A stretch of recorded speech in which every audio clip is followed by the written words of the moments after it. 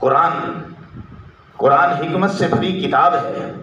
قرآن حکمت سے بھری کتاب ہے۔ قرآن کیا ہے؟ قرآن حکمت سے بھری کتاب ہے۔ میں آپ کو بتاتا ہوں قرآن کیا ہے۔ قرآن حکمت سے بھری کتاب ہے۔ قرآن حق و باطل میں امتیاز کرتی ہے، قرآن نصیحت کو آسان کرتی ہے، قرآن ہر قسم کے فیض و برکات کا مرقع ہے، قرآن انسان کو وہ چشم بینا عطا کرتی ہے کہ جس سے ظاہر اور باطن سب اس کے سامنے عیاں ہو جاتے ہیں۔ قرآن کوئی ہنسی کی چیز نہیں ہے، قرآن اللہ کا کلام ہے، قرآن اللہ کا کلام ہے، اور قرآن کو اسی طرح فضیلت حاصل ہے جس طرح کہ اللہ کو ساری کائنات پر فضیلت حاصل ہے۔ قرآن نے انسان کو علم و حکمت عطا کیا ہے، قرآن تاریکی کے اندر روشنی ہے، قرآن ایمان کا سرچشمہ ہے، قرآن عمل کا مرکز ہے، قرآن تصفیہ معاملات کے لیے بہترین ضابطہ ہے، قرآن عدل سکھاتا ہے، قرآن انصاف کی تعلیم دیتا ہے، قرآن جو ہے وہ معاشرت سکھاتا ہے، قرآن انسانیت سکھاتا ہے، قرآن انسان پر بحث کرتا ہے،